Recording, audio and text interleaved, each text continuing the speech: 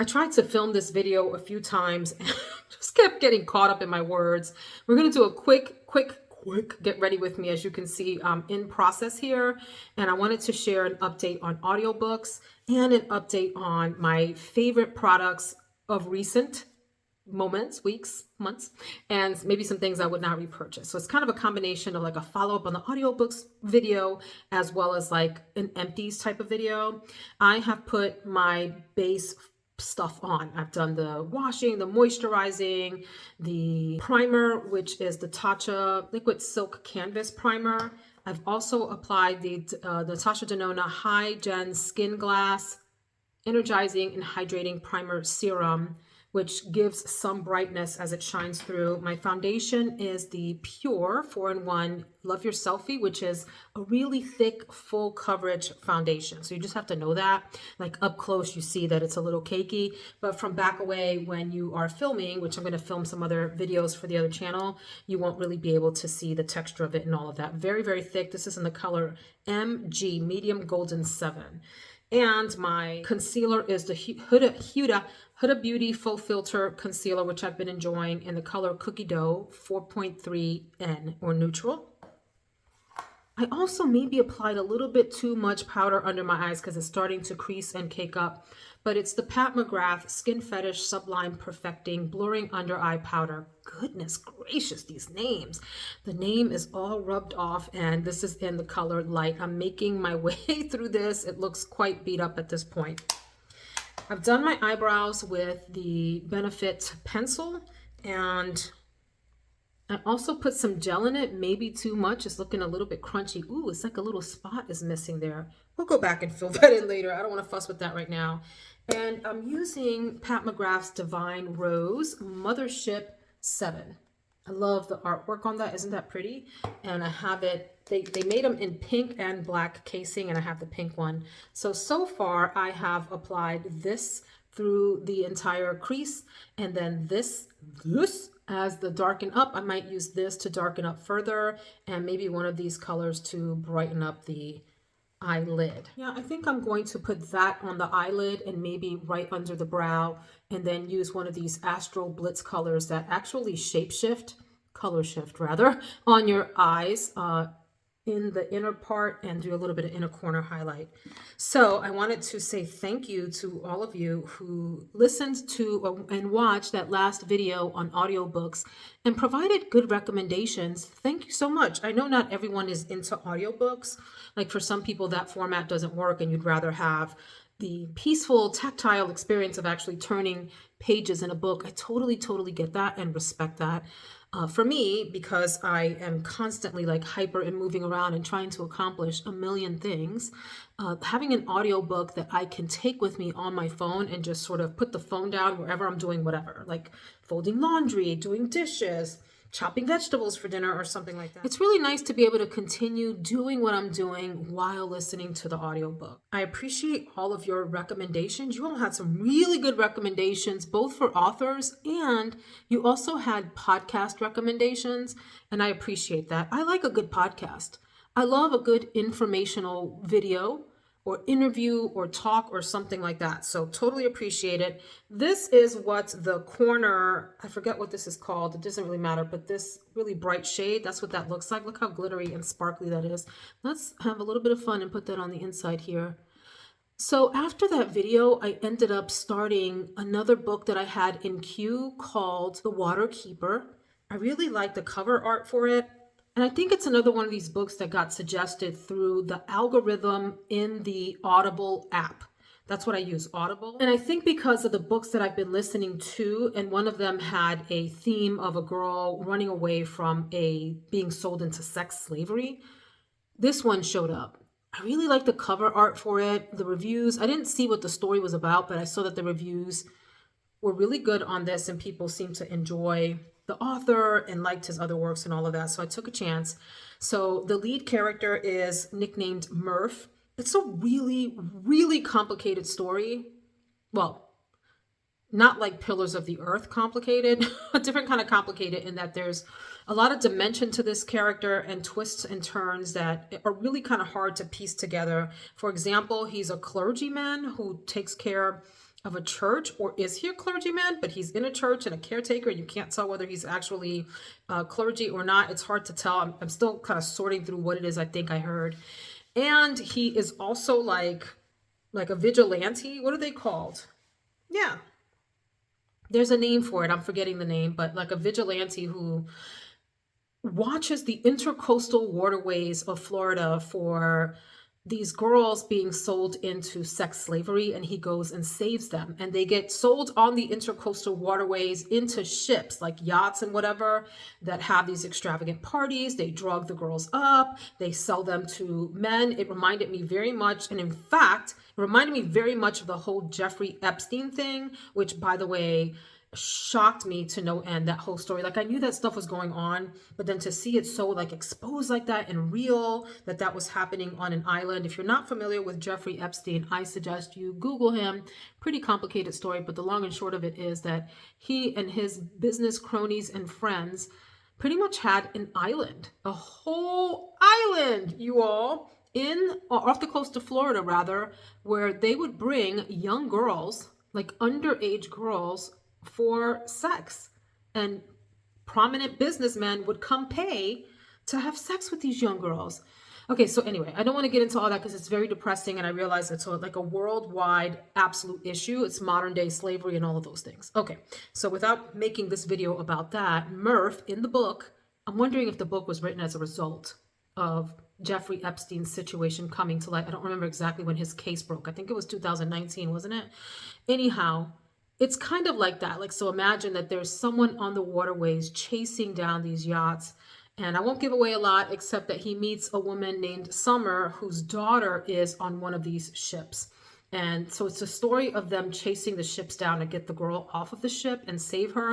And in the meantime, they save other people. I'm giving the book, and there's a whole bunch of sort of love stories woven in from Murph's past that it's really, parts of it are rather fascinating and compelling and intriguing, and you want to know more about it and all of that. So I would say the book is like a B, maybe a flat B or B minus, because I found the writing interesting. It took me a minute to kind of get into the book and understand what it was that I was hearing and how it all fit together. But once you know the characters, you get interested quickly and want to see what happens. Does Murph find Angel on the ship? And what happens between Murph and Angel's mom, named Summer? Do they fall in love? Does a thing, emerge between them and all of that? And he meets other people along the way. It's really interesting. What I did not care for in the book, and I will just share this with you, is probably the last 2 to 3 hours of the book. It gets a little bit what I call lazy. The writing gets lazy because it reminds me of those places in movies or books where like the whole story sort of unravels all too quickly. And one of the characters, like let's say the main character, the development stops. The character development and the plot development completely comes to a halt. And the author takes the easy way out by having the character tell the entire rest of the story verbally. Do you know what I'm talking about? So that happens, and I'm like, ugh, that got really lazy, and it came out in a voice that wasn't typical of the character's voice through the rest of the book. So I didn't really care for that. But I will say there are some really interesting aspects of this, and I love the whole intercoastal waterway thing, not what it's associated with, the whole sex trade thing, but I enjoyed the scenes that were painted, if you will, of the intercoastal waterway and of Murphy's past. And it left me wanting to know more about him.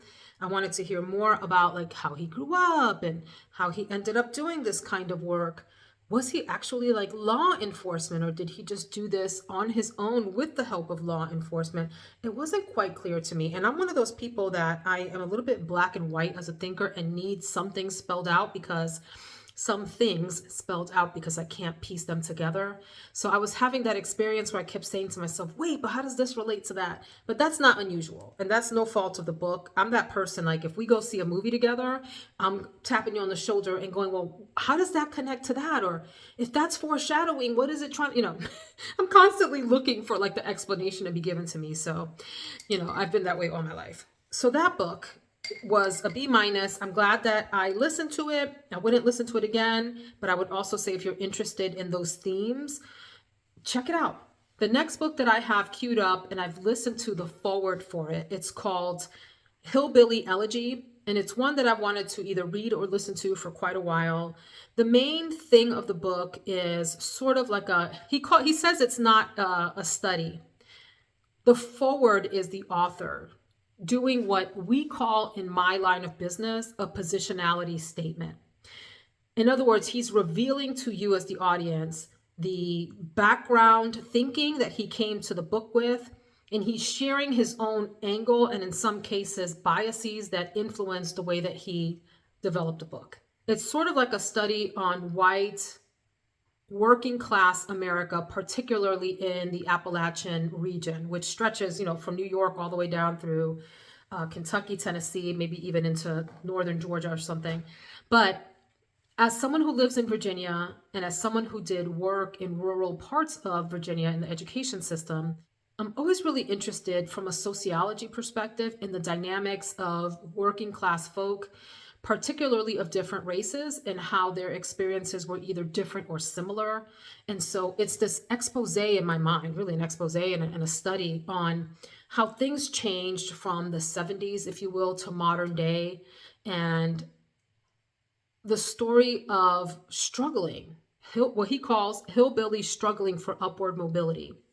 Every poor person, every poor people anywhere, regardless of race or ethnicity, has gone through an upward mobility struggle, and many are still going through an upward mobility struggle. So from a sociology perspective, I am super interested in the differences and similarities among how groups perceive that and go through the experience and how it shapes their family dynamics, the sense of community, all of that really fascinating sociological stuff. Gosh, that looks super dark. And then I have queued up next. Thank you, Nadine in Sweden. I have queued up next A Thousand Splendid Suns. It's the same author as The Kite Runner, if you remember that best-selling novel. And I forgot that I had it queued up. I had downloaded it on Audible already. So that's up next. And then I'm going to start hitting some of the recommendations that all of you gave me. So thank you so much for your input on those. Okay, I had to pause to finish a few things up, like the under eye shadow thing, which I do with a little tiny brush like this. And I will usually take whatever the darkest color is that I use in my eyeshadow look and just run it along the bottom. For normal everyday, that's a bit much, but again, when you're filming, it's easy to do. And I have the Natasha Denona Work and Set. This is like a gel that I use to do the eyeliner, and a dark black gel, like a matte gel. And I usually do that when I'm going to put false lashes on to serve as a base for the lash thing. And I think I'm going to do the Benefit Cookie highlighter in the inner corner and underneath the eyebrow bone. Ooh. Are you all like, how are we feeling about the Sephora sale? Are people over it? I know most of the ladies on this channel, most of you are similar in age to me, and I don't know that a lot of you all are very into makeup. Even though you're over here on this channel, I think you just like to hang out with each other and hopefully like to hang out with me. Thank you so much. But like, how are we feeling about the Sephora sale? Are we doing anything? Are we getting skincare? I think I'm excited for some skincare more so than makeup. I don't know that I need any more makeup in my life. I have a lot, and I'm really enjoying the color. Ooh, Lord have mercy. I'm really enjoying the collection that I do have. So I think I might just like stock up on eye serums or skin serums or whatever, maybe like Essence. And there's a few fragrances that I'm interested in grabbing. I'm very interested in the Good Girl blush. I tried it. It's nice. It's not like amazing, and I don't need it. But like, let's get real. How much of the things that we have in our makeup and fragrance collection do we actually need? Probably like none of it, very little of it. So but I like it. It's a really pretty blush bottle. It reminds me a lot of C. Fiori in terms of like that beautiful pink blush bottle. And the feel, it's not exactly the same. It's like if C. Fiori and Mont Blanc Signature, if those two got combined, you might get something like Good Girl blush. Vanilla, citrus, some florals, very sort of powdery, ethereal, fun fragrance. I like it. I'm also into this brand that I don't know how to pronounce. Nette. Help me. Y'all are really good with stuff like that. Netta. And there's some fragrances there that I'm interested in, and boy smells. After this video airs here, maybe the next video on the other channel is going to be a look into those two houses and then some zoologist scents that I'm really digging. Zoologist is an interesting fragrance brand. Super friggin' expensive, but my God, those bottles are stinking cute. We gotta fill in this eyebrow. Let's fill in the eyebrow. It's like, where did the eyebrow go? What happened? Okay, let me do the lashes and I'll be back. Okay, y'all, I went for it with the makeup. I did these Ardell Wispy lashes, which are a little dramatic, but again, remember I'm filming like from back here and in another room with lights on, so a lot of this will wash out. For bronzer, this is a slept on product. It's the Pure Bronzing Act. This is the Matte Bronzer Dark, and it looks like that. And it really does a nice job of cutting in. It's a little bit dramatic, so I would not advise it for everyday use unless you use a super light hand. But I mean, it doesn't show up on camera, but in person, this really did a good job of bronzing, like it cutting in. And I used it, of course, look at that, all down my neck and everything. Maybe a little too much, but again, from far away, no one will know. And then down the sides of my nose. I also use this as lip liner with a little brush around the edges of my lips, wherever that little brush, the same one that I used under here, I then took that and did it around the lips. And now I got to wash that because it has all that bacteria on it. Slept on bronzer. It comes in light too, if that feels like way too dark for you. I went all over my face with this YSL Touche Éclat 3D All Over Glow. This is a very soft, fine powder that kind of helps everything blend in together. For lipstick, I used the L'Oreal Aromatic Rose. This is in 720, and are you matte? I need my glasses, y'all. I'm like, L'Oreal Color Riche. Yes, it's matte. Aromatic Rose. Doesn't look matte. It has a little bit of a shine on it, but I do have some sort of lip glossy stuff on under. And then for cheeks, I went to the Lighting Edit Unlocked Tiger palette, the Ambient Tiger palette from Hourglass. And one thing I really love about this is it has this beautiful orange color. I did not use that. I used something else. I went in with a natural hair brush and I used this sort of pinky color here. Combined it a little bit with this kind of rosy color and this darker mauve color. Oh, by the way, I have the cookie highlighter on and I went right over that. I put the highlighter on first instead of after so I can kind of blend them together. So it's a little bit of a dramatic look, but that's what I want on a day like today. I'm going to curl my hair and then we're going to do favorite products. Okay, 3 years later. I love the finished look, but my God, the amount of time it takes to do all of this. Okay, let's do some super quick empties and what I repurchase or not. I'll start with candles. I've been on a candle kick and I have Yankee Candle Coconut Beach. Hate the way that this burned down. You see the sootiness, I don't like that. The candle itself is okay. It began to smell a little bit too like synthetic, plasticky or whatever. So I would not repurchase this, although the initial burn, like the first hour or two, smelled great. I went through another Snow Queen. These are purchased from the place where I self-tan, Palm Beach Tan, where I do my spray tan. And it's cinnamon, mandarin orange, and fresh pine. So this really bright, like Soleil Neige, Tom Ford Soleil Neige, that kind of realm of smell where it's bright and fresh and clean and does remind you of freshly fallen snow. Really a great candle. So on recommendation from a viewer that has been with me maybe since almost the beginning of the other channel, Donna in Florida. Hey girl, hey, Donna Austin, I think is her last name.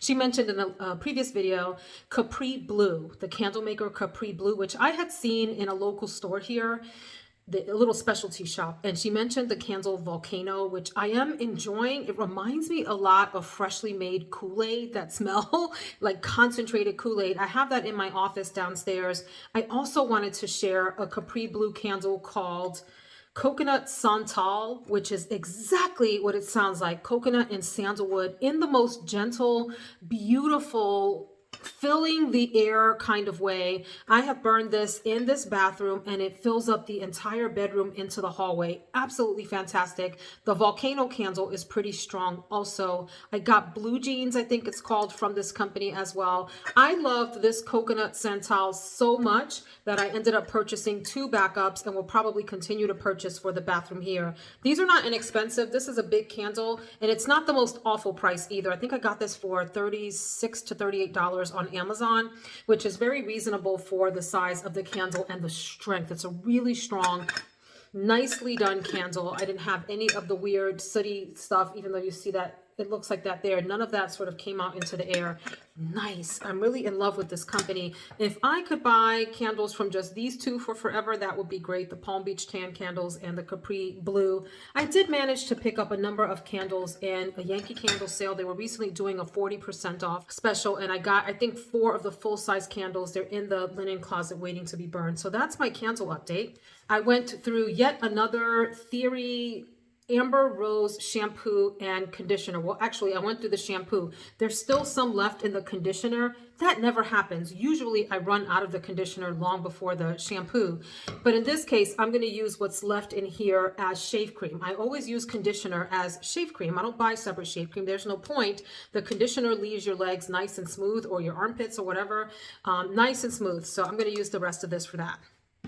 Went through another skinny syrup, and this was in vanilla, just plain old vanilla. I will definitely be repurchasing. I'll repurchase everything that I've talked about except for the Coconut Beach. I don't think I want that anymore, especially not that I have the Coconut Santal from that Capri Blue. So freaking good. So then I have 3 body washes to share. Cremo Palo Santo. This matches the Cremo Palo Santo cologne or fragrance. What is it? Is it an eau de toilette? I don't know, whatever that is on my husband's shelf. Really fantastic fragrance. Nice body wash to match. Very strong. It fills up your entire shower, and then your shower smells like Palo Santo for almost the entire day. So this was a definite yes on the repurchase. I also used cinnamon buns from Philosophy, which I did enjoy while I used it. However, not a strong scent. It smells really good out of here. I won't repurchase this, but I did enjoy it, if that makes sense. I just don't feel like compelled to repurchase this particular one, whereas this one would be a definite yes. And then one that I think was a bit of a fail, it's the Native Body Wash in coconut and vanilla. This was raved about by a number of those folks that do like the body hygiene channels. I don't watch a lot of them, but when they talk about body washes and how they smell, I watch a few of those. And some people have raved about this. Honestly, I didn't care for how this smelled. It smells okay when you sniff it like that, but when you actually put it on your body, it becomes almost like a stale version of coconut and vanilla, and I found it to be really boring from that respect. So this is not going to be a repurchase, and in fact, I'm hesitant to purchase now any Native body washes because the other ones that I have smelled, they smell good in the store, and I'm worried I'll get the same effect. One quick nail product I wanted to shout out, if you do your own nails, this is Q-Tex Care. This is the ultra powerful nail polish remover. Get yourself a couple little cotton balls and this, and you are all set to remove nail polish from your nails. It takes it right off. Very strong smell, so if you're sensitive to that, maybe don't use this. But I've been through bottle after bottle after bottle of this particular one, the ultra powerful one. I get this on Amazon. I actually went through a makeup product, 2 of them, and not the usual suspects. So the Huda Beauty Balm Brow, I love this. The only caution here, I can't even bring it up, but the pencil is very, very, very thin. I've used it all, obviously, so there's nothing left, and it's very fragile, so you have to do your brow strokes ever so slightly, lightly, slightly, lightly, delicately, gently, for it to really take. I very rarely use the spoolie end, but anyway, I do have another one of these that I've opened. I think this is number 2. I have number 3 down in a drawer. I will repurchase this. This one is in 4 light brown. I do like the effect of this, but you have to be careful using it. I actually went through a lip gloss. You can't tell because some of it is still coating the edges, but it's, you know, down to the end there. And this is the lip gloss, the Color Icon lip gloss from Wet n Wild. They had this like bird series, and this particular one is called Featherless. This is, let me see if there's a little bit left to show you. Really pretty color. Very light, pretty pink. Really good. I would definitely repurchase. I don't think they make this exact one, but I bet they have that same color under a different name because I think these were limited edition. And then one that I need to get rid of, and I know some of you out there will go, you can still use the product. I understand. This has to go. But this is the Wet n Wild Shimmer Palette. The problem, so this is in Boozy Brunch. This is what I'm talking about with cheap packaging. See what I mean? So I like Wet n Wild products, but there's a reason that they're so inexpensive. It's not necessarily the product, but the packaging is super cheap often on Wet n Wild products. And this drives me crazy. The actual highlighter is really, really fantastic. So anyway, and I don't want to keep stuff like this around that's broken, so I'm going to get rid of that. I went through another Donna Karan Cashmere Mist Deodorant. I keep repurchasing these, and they have, for those of you that care, I don't care, but there's an aluminum-free version of this now available at Ulta, so keep your eye open for that. So that's yes for repurchase. Another absolute always repurchase is this Amore Pacific Treatment Enzyme Peel. This is bottle number, fill in the blank, probably like 9,486 by now. Really soft, rice-like. Oh my God, look at my hand. That's all the makeup drama. I've got to wash my hands before I get to filming. But a really finely milled powder that works through enzymes to break down the stuff on your face and help wash it off in a very gentle fashion. So yes, repurchase to this. I might repurchase this. This next one, I'm not in a rush to repurchase it, but I didn't have any problems with the problems with it. The Pharmacy Filling Good Hyaluronic Plumping Serum. This, I enjoyed the way that it felt on my face. I do want to try other serums, and so this is good. Maybe I'll repurchase in the future, but I'm not rushing to repurchase, if you know what I mean, just because I really would like to try different serums. I'm in this sort of skincare craze phase of my life, but I enjoyed this. I went through another Saint-Tropez Self-Tan Bronzing Water Face Mist. So even though I do spray tan, on day about like 2 or 3 after the spray tan, I do start to use this on my face because I exfoliate. And so the color there fades faster than the rest of my body. So when I get out in the morning, before I moisturize and do all of my other face routine, I do spritz this on. It dries super quick and gives you just the lightest glow buildup over time. So that's a yes. I've gone through multiple bottles of those. I am absolutely repurchasing in the upcoming Sephora sale the Sunday Riley Good Genes All-in-One Lactic Acid Treatment. I really enjoy this. I notice a difference in my face the morning after. I use this at night. So I will do my essence or whatever kind of essence I'm going to use, and then I go in with this, and then I do a heavy moisturizer over that. So this is the serum in between. Expensive, but in my mind, super worth it. And then a product that I couldn't even finish and I will not repurchase, and I'm going to share with you why. I was really excited to use this too. It's the Kiehl's Midnight Recovery Omega Rich Cloud Cream. This little sucker, this bottle I think was between $50 and $60. Of course I got it on sale, but it was still, pricey for a face cream. Not the priciest, but when you can get CeraVe for like $10 a bucket, a whole big, super mega jar of that, $50 or $40, even if it's on sale or whatever, is still quite a lot for face cream. So, and I have some super expensive ones that are coming up in use next. Are they Shiseido? I forget, but I'm gonna tell y'all, no, I have 2 Amore Pacific super expensive face creams that I'm excited to use, but they're still in that closet over there. This one, okay, so that's what it looks like. I've gone through a lot of it, as you can see, and it looks okay. The problem, it is so thick on the face. You can't even tell from the camera, but you put it on your face, the texture, it smells okay. It smells a little bit mentholy, or like toothpastey rather, like slightly, ever so slightly, but the texture of this stuff on your face is intolerable, and it pills up and gets gunky overnight no matter what you put under it, or even if you apply it by itself. This did not work out for me, so this has got to go. This has got to go. So friends, that's my empties. I think next I want to do 2 videos. The next one, well, maybe not the next one, maybe the second one after this. I'd like to focus on other products that are in use right now that I'm really loving across a bunch of categories. So like monthly favorites or quarterly favorites kind of a thing. I want to do that. And then I was recently moved by 2 videos. My girl Ijoma, she's like the sage I didn't know I needed. She recently posted a video about the sport of pleasure, or doing things in your life that bring you pleasure, and giving yourself the freedom to actually enjoy that. For example, if applying makeup brings you pleasure, figure out ways to do more of things that bring you pleasure in your life and enjoying it. It was a really moving video and just soothing. So I have some thoughts about that I'd love to share. And my other girl here, Liz Tolbert, recently posted a video that she started off with, like, she does like an affirmation, and the affirmation was about grace, reminding ourselves to be graceful with ourselves. So as we lean into this whole soft life thing, are you tired of the soft life thing yet? Because I'm not. I love it. I love that at this point in our lives, whoever you are, wherever you are, whether you're my age or not, we deserve to lean into our highest femininity, our most comfortable ways of being and moving through this world. I assume if you're watching this channel that we have some common personality traits.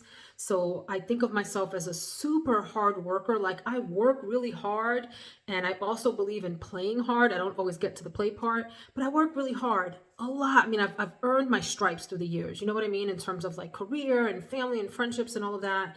And I'm in this place in my life, as I've mentioned in other videos, where I want to slow down and enjoy, even though I'm constantly moving and in a mode of creation and wanting to accomplish things. I want to honor that part of me, that like achiever or maybe overachiever part of me, while at the same time balancing that out with slowing down and enjoying and getting to enjoy like the fruits of our labor from the decades. You know what I'm saying? So I appreciate all these ladies on YouTube giving us constant reminders about that, and would just love to revisit that topic in a future video and see how we're doing with it, and share with you how I'm coming along in leaning into that, which is a constant point of growth for me. So that's it, friends. Here's the look for today. I'm gonna go film 3,000 videos into the nighttime and drive myself crazy doing that, even though I just said I'm gonna slow down. I'm not gonna slow down tonight, maybe tomorrow. And hope you enjoyed the products that I shared with you. See you in the next video. Take care. Mwah.